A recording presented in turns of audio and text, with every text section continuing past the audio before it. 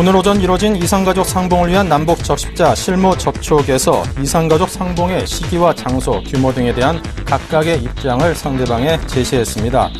오후 회의에서는 이산가족 상봉의 시기, 장소 규모에 대한 양측 입장차를 좁히는 논의와 함께 우리 측이 제시한 별도안에 대한 북측 견해가 제시될 것으로 보입니다. 뉴욕 증시가 7일 만에 반등한 가운데 기술적 문제로 나스닥 증시 거래가 일시 중단됐음에도 상승세를 나타냈습니다. 미국과 중국, 유럽의 경제 지표가 모두 양호했기 때문으로 분석됩니다. 유로존 서비스 제조업 PMI 지수가 모두 50을 상회한 가운데 복합 PMI는 51.7로 26개월 만에 최고치를 기록했습니다. 또한 주택가격 지수와 경기 선행지수 역시 시장 예상치를 웃돌며 경기복 기대감이 고조되고 있습니다. 원전 한 배 6호기 고장 정지로 전력 수급에 어려움을 겪는 가운데 국내 원전이 한 달 평균 1.3회꼴로 고장이 나는 것으로 나타났습니다. 하지만 원전 운영 인력 규모가 미국의 절반, 캐나다의 3분의 1 수준이라는 점도 지적되고 있습니다. 네, 시청자 여러분 안녕하십니까. 오늘장 열장 진행을 맡은 임동석입니다. 자, 오늘 순서 시작하겠습니다. 벌써 한 주를 마감하는 금요일인데요. 자, 오늘 금요일장 현재 어떻게 진행이 되고 있는지 살펴보겠습니다. 오늘 시황부터 여러분께 지수를 들어서 살펴드리겠습니다. 네, 먼저 코스피입니다. 25.81포인트가 상승하면서 오늘 1.4%의 견조한 상승세를 이어갑니다. 1874.93포인트로 현재 장이 진행되고 있고요. 투자 주체별로 보겠습니다. 외국인이 1,154억 원의 순매수로 장 후반으로 들어가면서 매수 물량이 급격하게 늘었습니다. 반면 기관과 개인은 내던지고 있습니다. 코스닥은 11.34포인트 2.19% 상승입니다. 그동안의 낙폭이 컸던 것에 비한 반등세가 다시금 큰 폭으로 나오고 있죠. 투자 주체별로 보면요. 외국인이 433억 원 순매수로 기관과 개인의 순매도세와는 역시 반대로 움직이고 있습니다. 원달러 환율 5.8원이 내렸습니다. 1117.2원입니다. 네, 오늘 우리 시장 상승세가 모처럼 반갑습니다. 오늘장 내일장 일부 주요 내용들 보겠습니다.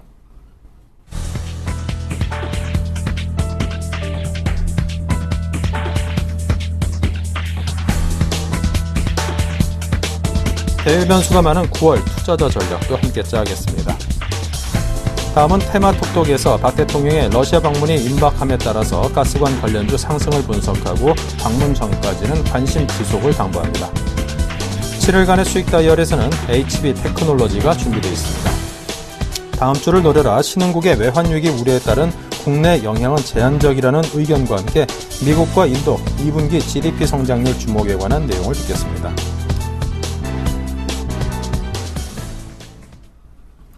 네, 먼저 LIG 투자증권 투자전략팀의 유선웅 연구원 연결합니다. 안녕하십니까? 네, 안녕하세요. 네, 최근 들어서 아시아 신흥국의 금융위기가 시장 내에서 부각되고 있습니다.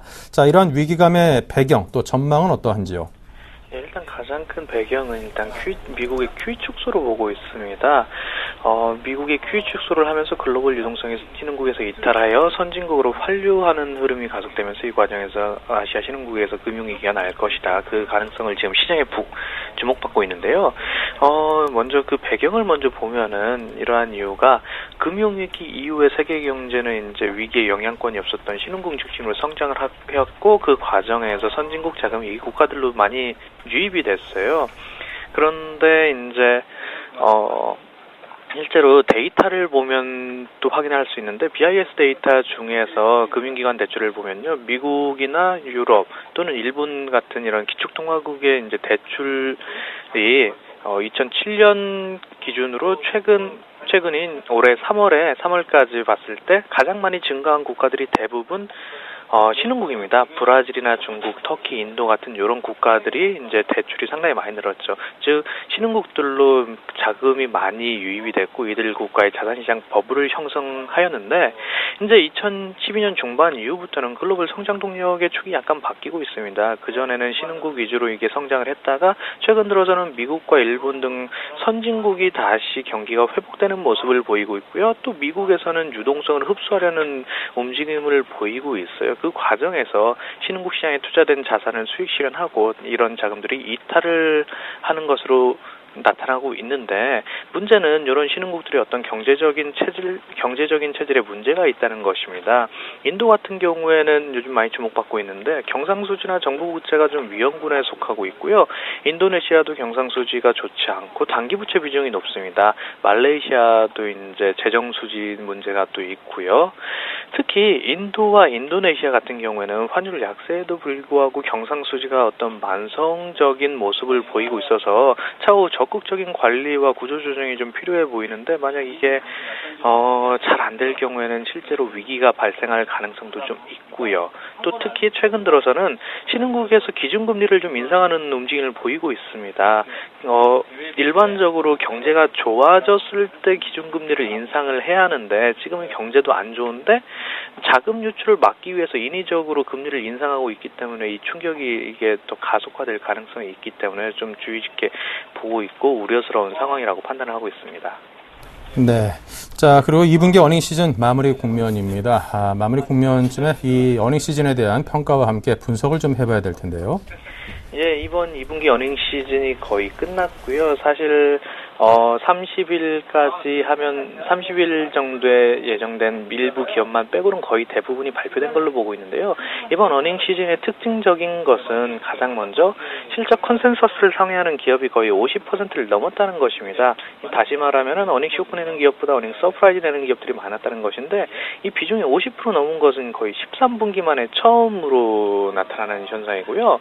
또 이제 올 연간 코스피 200이죠. 거의 시장 전 종목에 대한 영업이익 추정치를 합산한 것을 추이를 보면은 연추이로 계속 하향 조정이 되었는데 최근에는 이 하향 조정 폭이 거의 둔화가 되고 있습니다. 그러니까 어떻게 보면은 당시에는 과도하게 좀 긍정적으로 올해 시장을 전망했는데 지금은 그 추정치가 좀 현실화되었다는 것으로 볼 수 있고요. 이런 두 가지 사실에 보면은 지금 실적 기준 눈높이가 현실화됐다. 그럼 경기 순환 관점에서 우리 국내 경제는 회복을 보이고 있기 때문에 향후에는 실적이 회복이 되면서 어닝 서프라이즈 비율이 높아질 가능성이 높죠. 긍정적이란 말씀이고요. 또 밸류에이션 관점에서도 보면은 지금 12개월 포워드 PER이 8.2배입니다. 과거 10년 평균이 9.5배였다는 것 고려할 때 지금 저평가 국면으로 볼 수 있고요. 앞으로 이제 회복이 되면은 프리미엄 할증이 되는 것도 가능하다고 보고 있습니다. 마지막으로 말씀드리고 싶은 것은 이런 경기 회복이 기대된다고 말씀드렸는데 이러한 기간에 즉 경기 회복 초기에는 어떤 대형주라든지 경기 민감주가 부각될 확률이 높고 장기적으로 이 관점을 좀 가지고 계셔야 할 것 같습니다. 네. 자, 끝으로 오늘장 마감 전략을 세워주십시오. 그래도 금요일 마지막 날인데도 이렇게 큰 폭으로 상승을 해서 다음 주에 대한 대비까지 한꺼번에 해야 되지 않을까 싶네요. 예, 맞습니다. 오늘 지수가 다행히 반등을 하고 있는데 사실 저희 시각에서는 지금 반등이 지속될 것이라고 보고 있지는 않고요. 당분간은 약세 기조에서 시장을 보는 것이 좀 맞다고는 보고 있습니다. 최근 조정을 받게 된 이유가 수급적으로 보면은 프로그램 매물이 약 6거래일간 1조 4천억 원이 출회되었고 외국인도 같은 기간에 매도를 했습니다. 일단은 외국인 매매 패턴을 보면요. 2011년 이후로 외국인 매매 패턴이 1850선 이하에서 하락하면서 1850선 이하를 가면은 것을 확인한 다음에 다시 매도를 하는 모습 보였고 상승장에서는 1900이 넘어서야 확인하고 매수하는 약간 엇박자의 투자 패턴을 보였습니다. 그렇기 때문에 지금은 이제 매도의 후반부로 판단을 할 수도 있고요. 그리고 베이시스 같은 경우에도 전일에 평균 베이시스가 마이너스 0.43포인트로 낮아졌기 때문에 프로그램 매도가 앞으로 또 나올 확률은 그렇게 높지 않다고 보고 있습니다. 다만 이제 앞서 말씀드렸다시피 미국의 QE 축소라든지 아시아 신흥국 우려가 지금 단순하게 단기간에 끝날 이슈가 아니기 때문에 시장을 약세로 볼 수 있는 배경이 되지만은 그런 기조 안에서 단기간에 보자면은 이제 어떤 하락 추세가 약간 둔화된다. 그리고 오늘 상승은 그것의 표현으로 볼 수 있고요.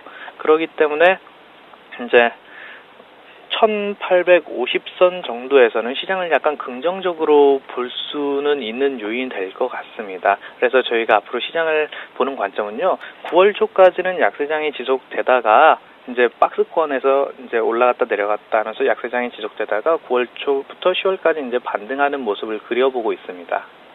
네, 알겠습니다. 지금까지 유선웅 연구원과 함께 오늘 장에 대한 분석과 다음 주까지 적용될 수 있는 투자 전략에 대해서 함께 고민을 해봤습니다. 감사합니다. 예, 감사합니다.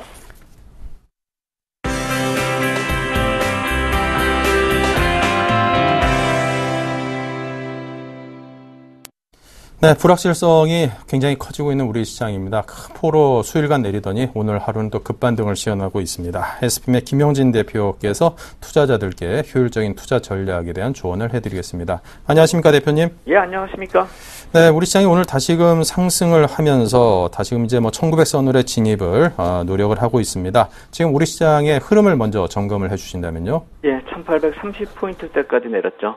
아마 제가 예상했었던 것보다 제일 아래선에까지 하락을 했었다, 이렇게 생각이 됩니다. 1870선에서 20포인트 간격으로 한번 생각을 해보자, 이렇게 말씀을 드렸었는데 거의 마지막 단계까지도 내렸었다, 이렇게 생각이 되고요. 다만 여기서 반등을 하고는 있는데 그것이 이렇게 좀 신뢰가 좀 크다, 이렇게 얘기하기는 힘들 것 같습니다. 왜냐하면 두 가지 요인이 있는데요. 하나는 시기적으로 이 동남아 증시 반등하고 동조화됐기 때문에 일단 중요한 지수 레벨에서 반등에 성공은 했지만 약간 좀 우연의 일치다. 만약에 동남아 증시가 더 안 좋았었다라고 하더라도 이렇게 됐을까라는 점, 그 점을 생각해 본다면 우리 시장 자체적으로 기술적 분석에 한계가 있다, 이 점을 인정을 해야 될 것 같다, 이렇게 생각이 되고요.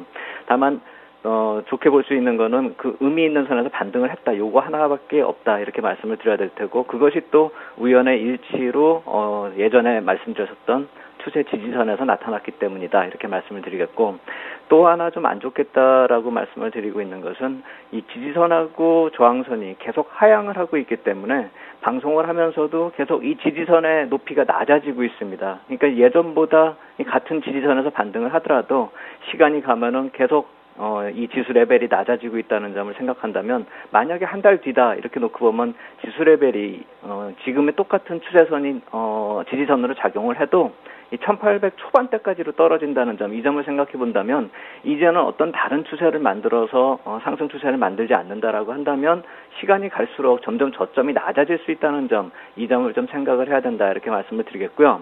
단지 저항선도 계속 낮아지고 있죠.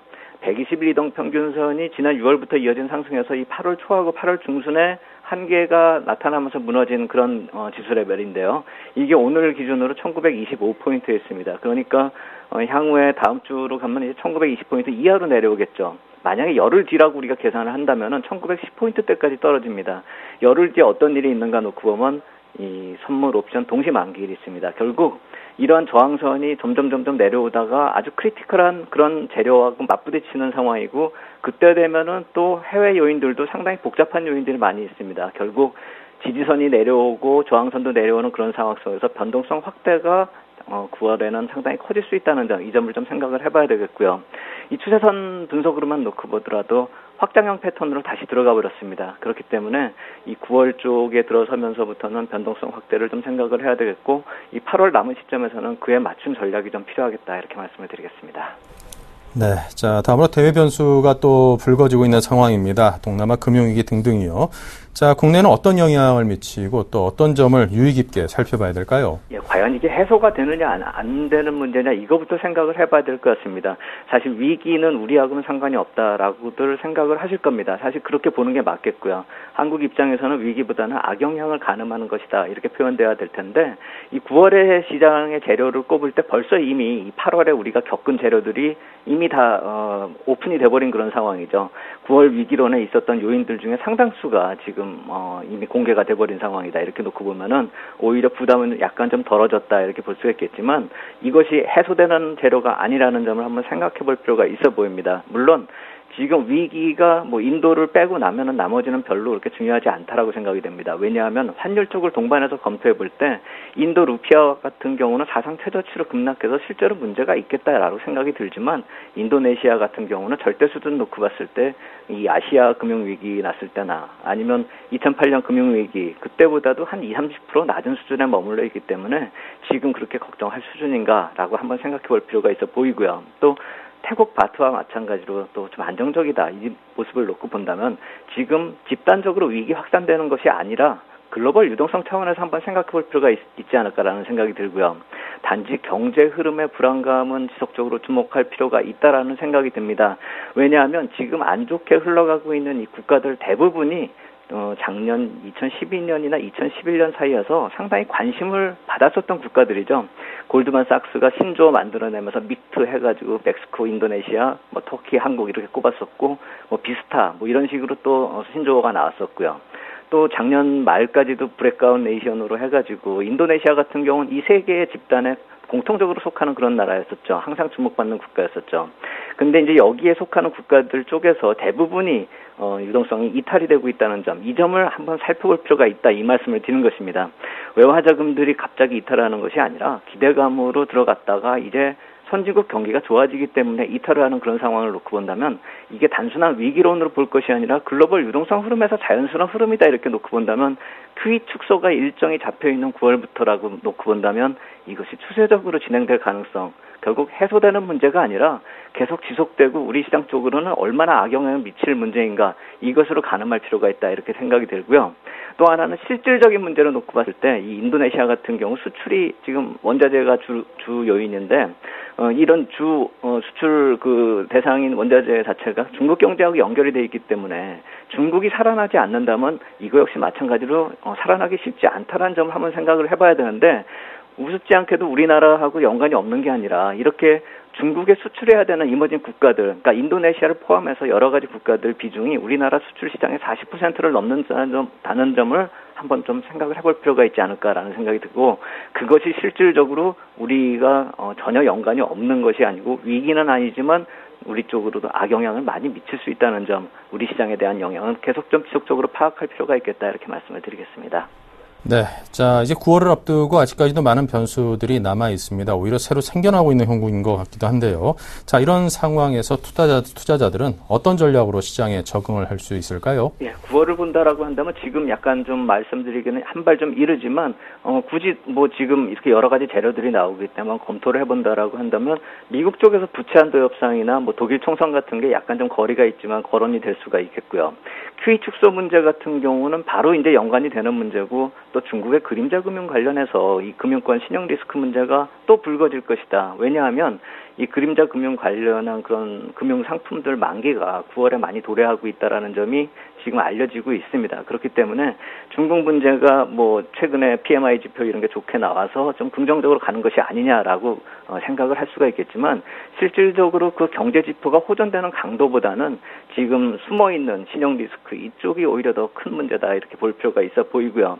특히 한국 쪽으로 영향을 이렇게 미칠 수 있는 그런 선진국 경기 흐름을 좌지우지할 수 있는 미국의 QE 축소 문제를 생각을 해볼 때, 우리 시장이 계속 기대를 하는 게 글로벌 경기의 선진국 경기가 좋아지면 스피일 오버라는 단어 쓰면서 전반적으로 이제 이머징 국가까지 계속 좋아지는 상황이 이어진다, 이걸 기대하고 있는데, 단기적으로 봤을 때 이 미국의 제조업 사이클 반등 강도 같은 거나 또 아니면 투자 지표를 감안했을 때 그렇게 그럴 흐름이 아니라는 것이죠.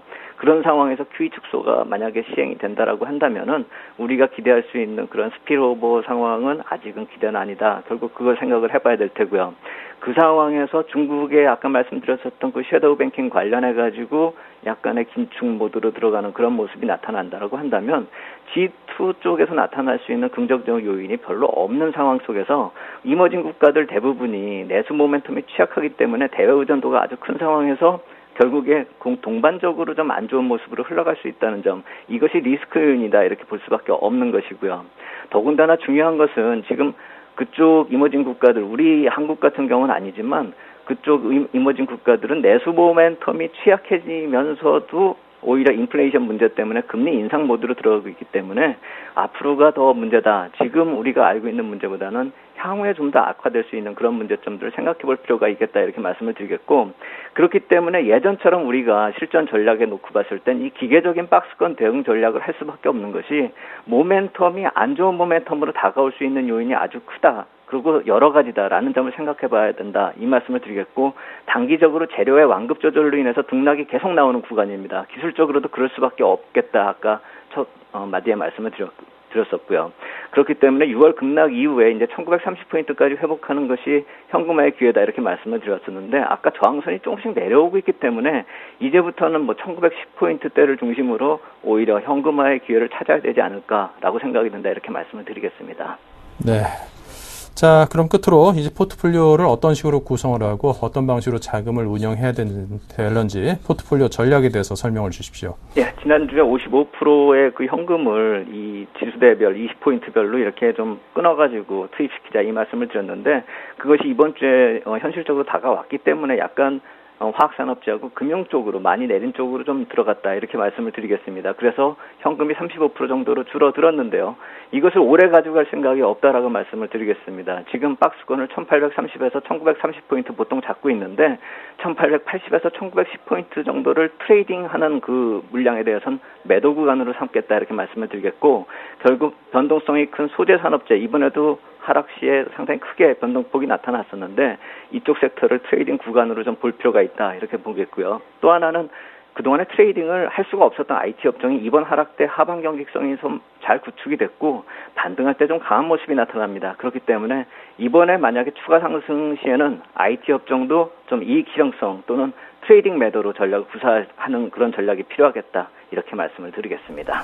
네, 잘 들었습니다. 지금까지 SBM의 김형진 대표와 함께했습니다. 감사합니다. 감사합니다.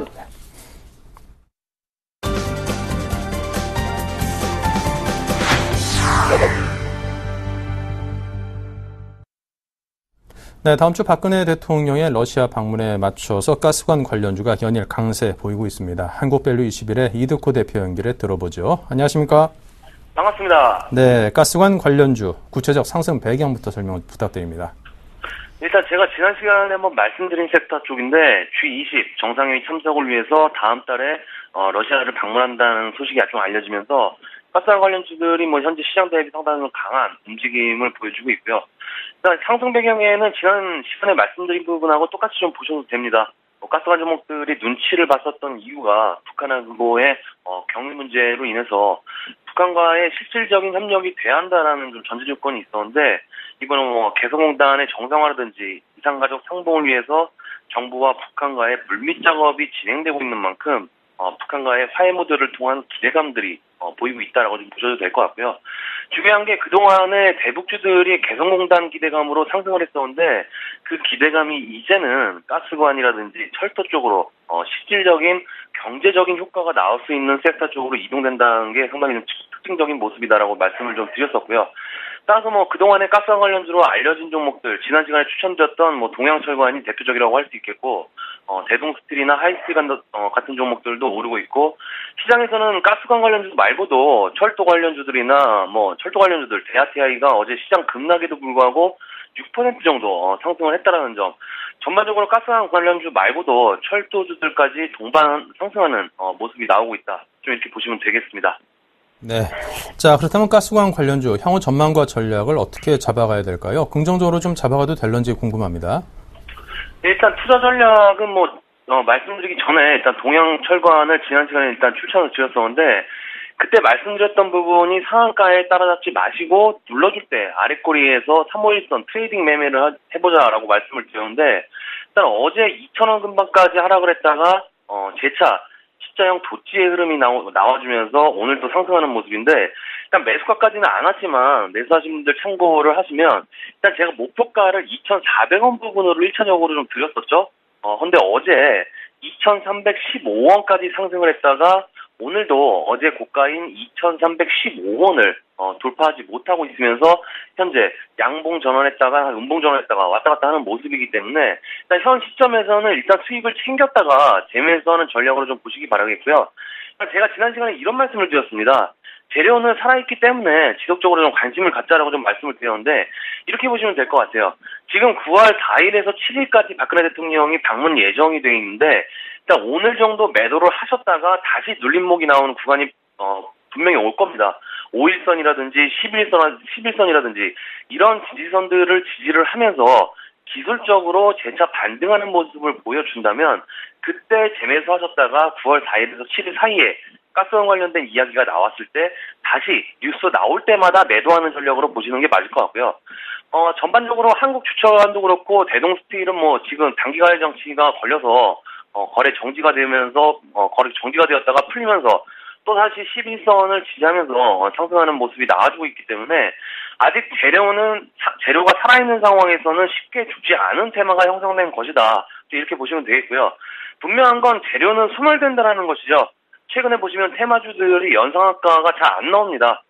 최근에 뭐 DH 테마가 좀 강하게 치고 왔었는데 바로 또 뭐 주가 조작에 대해서 뭐 수사를 한다는 뉴스가 나오면서 하락을 했다가 재차 눌림목 구간에 상승 중인데 이런 상황들이 코스닥 시장본부에서 뭐 단기 과열 장치로 거래시킨다든지 투자 주의 종목으로 지정한다든지 이런 제지가 좀 많다 보니까 아무래도 주가를 급등시키고 나서 눌림목을 주면서 서서히 상승시키는 이런 패턴이 예전하고는 다른 점이기 때문에 이 가스관 관련주들도 현재 급등 후에 재차 상승권에 들어온 모습인데 앞에서 말씀드렸듯이 재료는 일단 살아있기 때문에 일단 매도를 하셨다가 눌림목을 이용해서 재매수하는 전략으로 보시는 게 수익률 측면에서 유리하지 않나 좀 이렇게 판단을 하고 있습니다. 그래서 시장이 현재 최근에 투매가 나오면서 상당히 안 좋은 흐름을 보이다가 모습으로 형성되었다가 오늘 반등 구간에 들어온 모습인데 일단 지난주 금요일부터 동양철관이나 대동스틸 이런 종목들이 움직임이 있었는데 특징적인 모습이 시장 하락의 전초전임이었다는 거고 시장 하락과 더불어서 주목받는 섹터나 종목이 없다 보니까 오히려 이 가스관공 테마 쪽으로 쏠리는 모습이 나와주었기 때문에 현재 시장의 반등을 하면서 월요일에도 재차 반등권에 들어온다면 다른 종목을 매수하고자 하는 심리적인 차익 실현 물량도 어느 정도 염두에 두고 대응을 하시는 게 좋다 이렇게 말씀을 드리면서 정리를 해드리도록 하겠습니다. 네, 자 이렇게 해서 동양철관에 대한 이야기와 이 가스관 관련주에 대한 대응 전략에 대해서 이득호 대표로부터 들었습니다. 감사합니다. 네, 고맙습니다.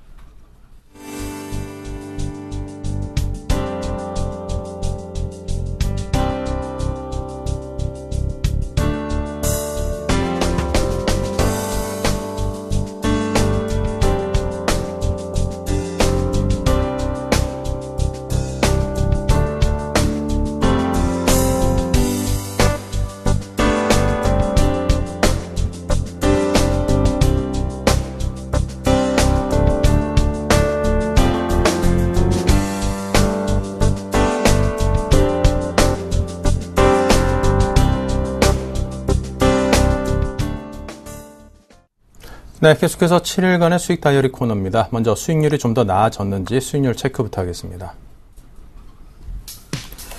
네, 미디어플렉스는 마이너스 6%로 여전히 손실 구간입니다. 하림이 10%나 오르면서 목표가에 훌쩍 도달을 해버렸네요. 유진테크 손절가 터치했고요. SK텔레콤 소폭 수익입니다. 영철강은 소폭 손실이고요. 네, 이렇게 해서 하림이 10%나 많이 올랐네요. 두 자릿수 수익으로 오늘의 위너입니다. 네, NH투자증권의 박지훈 차장을 연결합니다. 안녕하세요. 네, 안녕하십니까. 네, 추천하셨던 영철강 마이너스 3.2% 현재 손실입니다. 어떤 대응을 하실런지요? 예, 일단은 지금 현재 자리가 61선에서 터치에서였던 반등 의미고요. 일단 물론 오늘 시장의 어떤 전체적인 반등 때문에 뭐 올라갈 수는 있을지 모르겠지만 기본적으로 기관 수급 들어왔던 부분에서는 뭐 다소 좀 어제 시장의 급락에서 좀 이탈이 좀 있었지만 아직까지 계속 이 영철강에 대해서 이제 매수했던 그런 쪽은 일단 투신권 중심이었는데 투신권과 연기금 쪽에서 아직 엑시트 물량이 나오고 있지는 않고 있기 때문에 좀 더 수급적인 면에서는 큰 이탈은 없다. 개인적인 어떤 개인 물량들의 어떤 추세라고 좀 보실 수 있을 것 같고요. 일단 이번 주 상당히 힘들었던 시장 때문에 좀 출렁거렸던 흐름이 있지만 아직 61선 어떤 반등은 좀 고무적이라고 볼 수 있을 것 같고요. 제가 주초에 말씀드렸던 가격대는 3,000원 라인대였거든요. 충분히 그때까지는 좀 홀딩할 수 있는 여지는 좀 있고요. 이 종목에 대한 포인트는 결국에는 시청 수준의 자산 가치에다가 이제 결국 2분기 이제 실적하고 3분기가 상당히 서프라이즈가 나올 수 있는 여지가 있기 때문에 더군다나 삼목강업과 어떤 그 자동차용 스프링 사업 상당히 괜찮습니다. 그렇기 때문에 지금 자동차 부품주 쪽에서도 좀 매기들이 쏠리고 있기 때문에 그런 반사액도 좀 얻을 수 있는 여지는 상당히 높다라고 볼 수 있을 것 같습니다. 그래서 철강 원재료 가격이 계속 안정화되는 그런 흐름들은 계속 확인되고 있기 때문에 충분히 실적 모멘텀으로 다시 한번 레벨업 단계는 충분히 한번 맛볼 수 있지 않을까 판단되고 있습니다. 홀딩 의견 말씀드리도록 하겠습니다. 네, 영철 강에 대해서는 의견을 참고해 보겠습니다. 자, 새로운 종목은 오늘 HB 테크놀로지 준비하셨군요. 들어보겠습니다.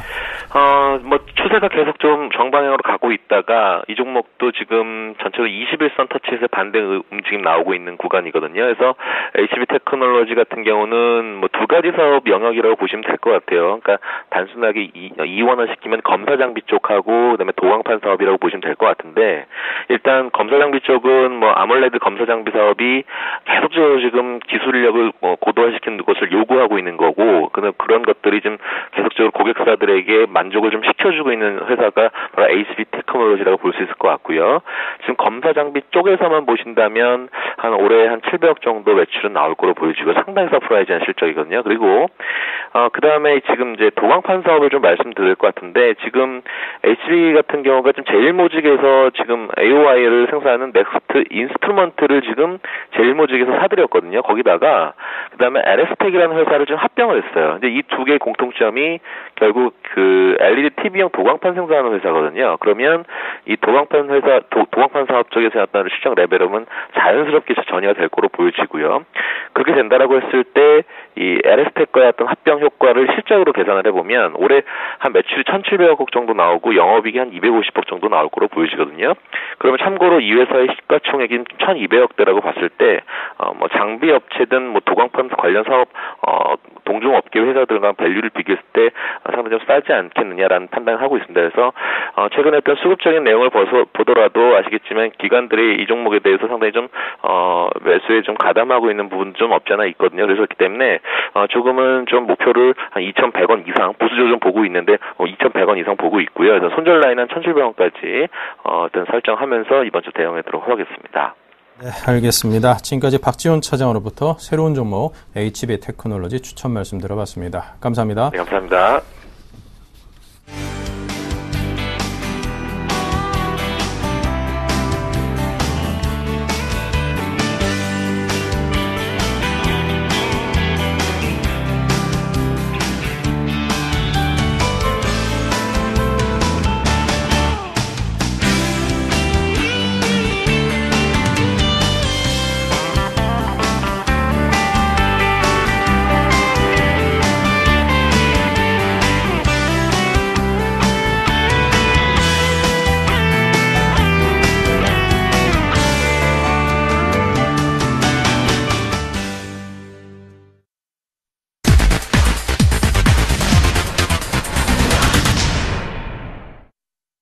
네, 다행스럽게도 오늘 우리 시장은 반등에는 성공을 했습니다. 하지만 아시아 신흥국에 대한 금융위기 등등 시장의 악재는 여전히 상존하고 있는 양상이죠.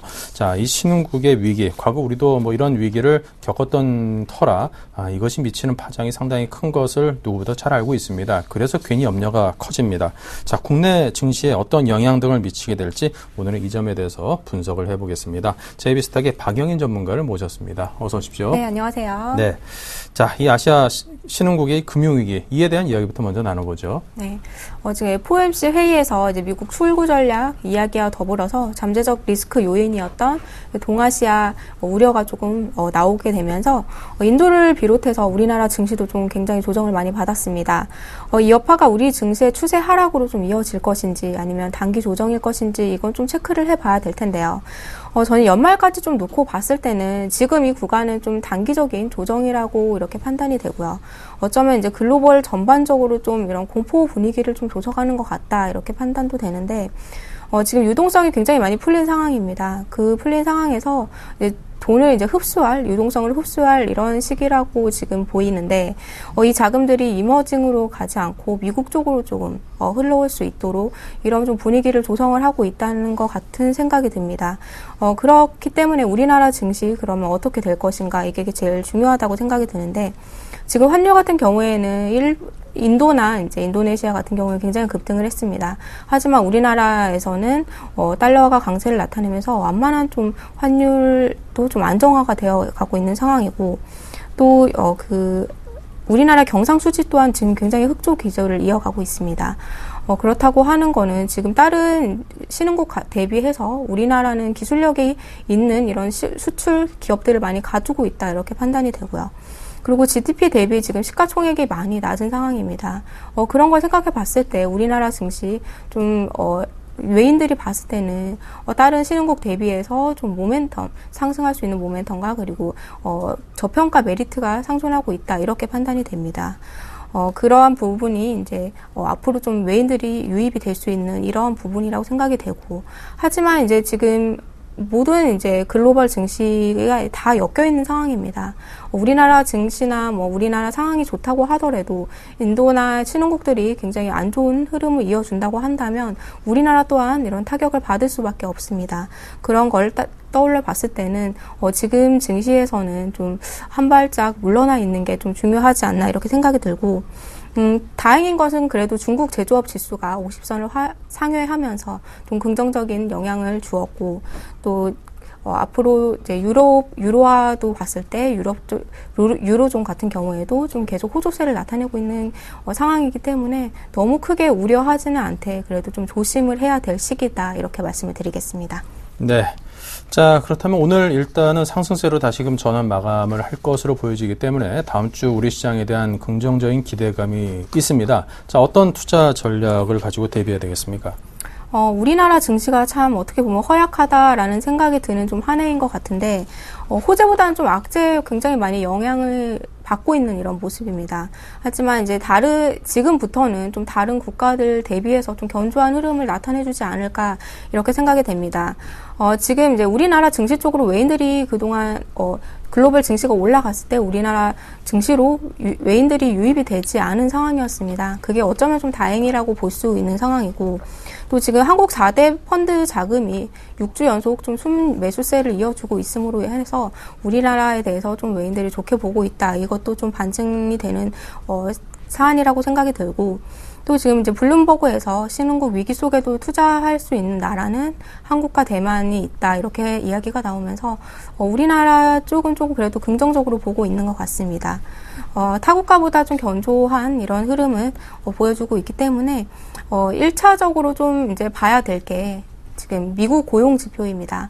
9월 6일에 이제 미국 고용 지표가 나오는데 그 고용 지표에 따라서 양적 완화, 축소에 대한 이야기도 다시 좀 불거질 수 있고, 거기서 좀 변동성이 어느 정도 축소가 될 수 있을 것 같다는 생각이기 때문에 다음 주도 좀 이러한 변동성이 이어질 것으로 보이고요. 그렇기 때문에 지금 이제 어느 정도 좀 수익이 나고 있으신 분들은 좀 현금화를 많이 시켜두시는 게 좋다 이렇게 판단이 되고, 매수 관점으로 보시는 분들은 경기 방어주랑 그리고 경기 민감주를 좀 반반 혼합해서 가져가는 게 좋은 전략인 것 같습니다. 그렇기 때문에 다음 주는 좀 혼조세를 이어주면서 좀 해지하는 관점에서 경기 방어주를 좀 담아보시는 게 좋을 것 같습니다. 네. 자, 그렇다면 다음 주 일정에 대해서 어떤 일정들을 챙겨야 되는지 소개해 주십시오. 다음 주에는 8월 27일에서 30일까지 연준 총재 연설이 준비가 되어 있고요. 8월 29일에는 미국 2분기 GDP 지수가 발표가 됩니다. 그리고 8월 30일에는 인도 2분기 GDP가 발표가 됩니다. 네, 먼저 연준 총재 연설이 눈에 띄는데요. 출구 전략의 실시는 이제 기정사실화됐고 그 시기, 규모에 대해서 그 불확실성 해소에 대해서 시장에서는 간절히 원하고 있습니다. 이런 점에 대해서 어느 정도 해소 가능성이 있을까요? 지금 구간에서는 여전히 좀 이제 변동성 장세를 이어줄 수밖에 없다 이렇게 보입니다. 왜냐하면 불확실성이 계속 내재를 하고 있는 상황이기 때문에 이런 좀 양적 완화 축소에 대해서 아예 확실히 좀 이야기가 나오는 때가 그래도 어느 정도 증시를 안정화시킬 수 있는 그런 때가 아닐까 생각이 드는데, 연준이 가지고 있는 지금 국채를 대형 금융사에 팔았다가 다음 날 사들이는 지금 오버나이트 영래포를 도입한다고 이렇게 말을 했습니다. 그런 양적 완화 축소 수준을 이미 좀 밟고 있는 이런 상황이라 보이고, 하지만 이제 구체적인 내용들은 내놓지 않았기 때문에 제가 봤을 때는 9월보다는 연말쯤이 이제 그 양적 완화 출구 전략이 나오는 시기가 아닐까 이렇게 생각이 들고요. 그렇기 때문에 이번 연준 총재에서 좀 어떤 발언을 해줄지 이런 부분 좀 잘 체크를 하시면서 좀 이번 주, 다음 주 증시도 좀 잘 체크해 보시는 게 좋을 것 같습니다. 네. 자, 그리고 뉴욕 증시가 간밤에 7일 만에 반등하는 데 성공을 하는 등 증시 흐름이 좋습니다. 2분기 GDP가 이런 긍정적인 흐름에 좋은 영향을 보태줄 수 있을까요? 2분기 GDP 굉장히 좀 예상치를 상회하는 2.2% 정도가 나올 것으로 이렇게 보이는데 그동안 좀 지표들이 굉장히 좋았었습니다. 고용 확대도 이루어지고 있고 주택시장 회복 및 그리고 주택 투자 증가가 조금 지금 계속적으로 나타나주고 있는 상황이기 때문에 GDP 상승세를 나타낼 것으로 보이나 이제 점차적으로 좀 상승세는 좀 둔화될 것으로 이렇게 판단이 됩니다. 네. 자, 그리고 아시아 신흥국 외환위기 우려감의 중심에 서 있는 국가가 인도네시아입니다. 그런데 그중에 이제 인도가 2분기 GDP 성장률 발표 예정이 이달 말에 예정이 돼 있는데요. 자, 어떨까요? 시장에서 염려하는 결과하고 좀 딱 맞아떨어지는 그런 게 나오면 어떡하나 하는 불안감이 좀 있는데요. 인도가 이제 위기의 국가로 떠오르게 되면서 이제 우리나라 뿐만 아니라 지금 미국 같은 좀 G2 국가뿐만 아니라 지금 인도의 지표들도 좀 확인하는 이러한 사안이 지금 발생을 하고 있는데 금일 이제 인도와 인도네시아 신용 등급이 안정적으로 좀 유지가 되면서 그래도 어느 정도 시장의 우려감은 완화시켜줬다 이렇게 볼 수 있겠고요. 인도의 2분기 GDP는 그래도 5%를 조금 유지하는 이러한 결과를 내놓지 않을까 생각이 듭니다. 네. 자, 그리고 요즘 우리 시장이 상당히 좀 불안합니다. 이런 상황에서 종목에 대한 발굴 또 종목을 매수하는 것 자체가 꽤나 큰 좀 모험으로 인식되기도 하는 요즘 그런 상황이 아닌가 싶기도 한데요. 좀 안정적으로 탄탄하게 가져갈 수 있는 종목 어디를 발굴하셨습니까? 제가 아까 경기 민감주와 그리고 경기 방어주를 좀 같이 가져가는 전략이 좋다 이렇게 말씀을 드렸는데 경기 방어주 관점에서 좀 본 LG U+를 가지고 나왔습니다. 지금 고배당주 메리트도 있는 상황이고요. 9월에 신제품 출시도 대거 이제 준비가 되어 있습니다. 이런 부분에서 지금 LT 경쟁이 좀 계속 지속이 될 것 같고 LG U+ 같은 경우에는 3사 중에서도 계속 성장성이 굉장히 돋보이고 있는 이런 회사 중에 하나인데요. 최근에 또 영화와 CCTV 그리고 전자책 등 이렇게 좀 혼합된 상품을 내놓은 이제 홈보이도 출시를 했습니다. 이런 부분에서 봤을 때 하반기에도 성장성 그리고 매출 증가도 예상이 되고 있고요. 차트상으로 좀 살펴보시면은 저희가 61선 부근에서 지금 지지를 해주고 있는 상황입니다. 어제 그제와 같이 이번 주 굉장히 증시가 급락을 했었는데 그 시점에서도 굉장히 좀 견조한 흐름을 나타내 주었기 때문에 61선 지지하고 다시 한번 전고점에 상승이 가능할 수 있는 이런 종목이라고 봤기 때문에 이 종목을 가지고 나왔고요.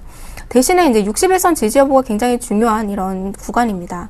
61선을 지지해 준다면 이 종목 같은 경우에는 분명히 21선을 돌파해주는 이러한 흐름 보여줄 것으로 보이고 주봉상으로 봤을 때도 단기 평선 지지하면서 지금 반등의 시기를 조금 지켜볼 수 있는 이런 자리이고 월봉상으로도 지금 단기 평선 부근에서 좀 음봉이 지금 출현한 상황인데 현 구간은 좀 눌림목 구간이라 이렇게 판단이 됩니다. 그렇기 때문에 이 종목 같은 경우에는 61선 지지를 한다고 하면 계속적으로 가져가시기 바랍니다. 매수가를 잡아드리자면 12,500원에서 현재가까지 분할 매수 가능한 시기이고요. 목표가는 14,000원, 그리고 손절가는 12,000원으로 제시를 해드리도록 하겠습니다. 네, 자 이렇게 해서 LG U+에 대한 추천을 받아봤습니다. 자, 계속해서 포트폴리오 점검을 해보겠습니다. 네, 현재 현금 비중은 20%에 그칩니다. 아이센스, 에스테파마 두 종목이 20%씩 편입이 되어 있고요. AJ 렌터카는 가장 많은 30% 비중입니다. 자, 종목에 대한 수익률을 보겠습니다. 시장 급락에 따른 충격을 좀 받은 듯이 보이는군요. 현재 유진로봇이 마이너스 14%를 비롯해서 AJ 렌터카, 아이센스 등등 적게는 5%, 많게는 한 10%대까지 손실이 나 있는 상황입니다. 네, 자, 이 포트폴리오에 대한 AS를 해보겠습니다. 증시가 이번 주 굉장히 좀 많이 흔들려서 종목들이 좀 마이너스가 많이 난 상황인데, 네. 제가 추천드리고 나서 제일 좀 마이너스가 많이 난 주가 아닌가 생각이 듭니다. 지금 이제 유진로봇부터 체크를 해드리도록 하겠습니다. 유진로봇 같은 경우에는, 이번 주, 저번 주 굉장히 또 급등을 이어주다가 한 차례 또 조정을 받고 있는 모습인데, 제가 한 차례도 말씀드렸듯이 이 종목 같은 경우에 좀 중장기적으로 가져가도 괜찮겠다 이렇게 말씀을 드렸고, 지금 매물대가 한 3,000원 부근에 있습니다. 이 부근에서 조금 매물대를 돌파하지 못하고 좀 내려오고 있는 모습인데 21선 지금 지지해주면서 계속 횡보세를 나타내고 있기 때문에 이 부근에서 다시 한번 반등이 나와주면서 제가 목표가로 제시했던 3,300원은 한번 돌파할 수 있는 자리이기 때문에 이 종목은 가져가도록 하고요. 두 번째 종목으로 아이센스를 말씀을 드리도록 하겠습니다.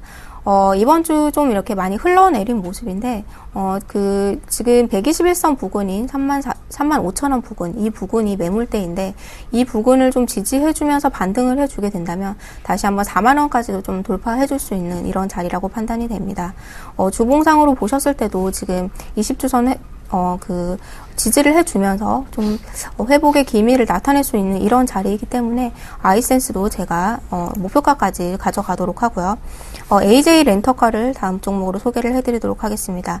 AJ 렌터카 같은 경우에는 제가 비중을 제일 많이 담았었는데 지금 시장이 조금 흔들리고 있는 상황이기 때문에 제가 비중을 30%에서 20%로 축소를 하도록 하겠습니다.